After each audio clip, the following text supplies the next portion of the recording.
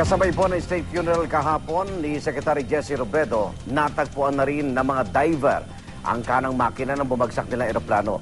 Sa pamamagitan nito, umaasa mga otoridad na matutukoy na nila ang dahilan ng balagim na plane crash. Narito ang report ni John Consulta.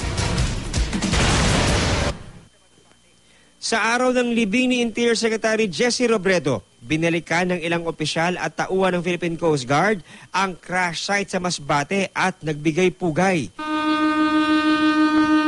Nag-alay rin ng bulaklak ang Coast Guard kasabay ng pag-ikot ng kanilang helicopter. Ang mga divers naman, sabay-sabay na sumaludo sa ilalim ng dagat bilang pagpupugay para sa yumaong kalihim.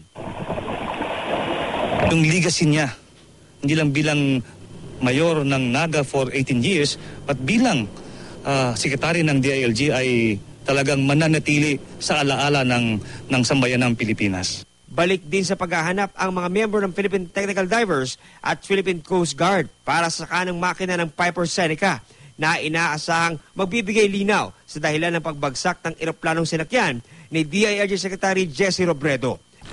Talagang hindi madali ito ginagawang mission ngayon ng mga divers ng Philippine Coast Guard at Dive Tech Philippines. Dahil bukod doon sa kailangan pang hanapin itong wreckage ng makina ay napakahirap pa nakalabanin itong napakalakas na alon ngayon na nararanasan sa ilalim nitong Ticao Channel.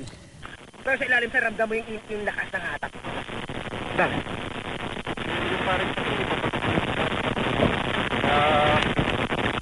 Kailangan talaga hawak-hawak para tayo mag-pagpas sa karin.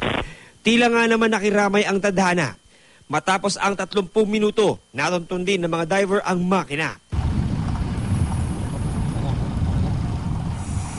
Maingat itong ikinabit sa espesyal na kable at saka inangat.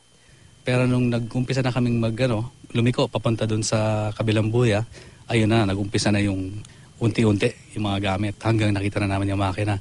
Ang laking tuwa, ang laking ginhawa talaga. Kinuha rin ng mga diver ang ilan sa mga nakitang gamit ni Secretary Robredo tulad ng cellphone, mga calling cards at sapatos. Ang kanang makina ng eroplano dinala na sa Masbate Airport para ibiyahe patungong Maynila sa araw ipapadala sa ibang bansa para masuri ng mga eksperto. Ay napaka-importanting piece of evidence sa mga otoridad upang hindi na maulit yung ganitong klaseng aksidente. Para sa unang balita, John Consulta reporting.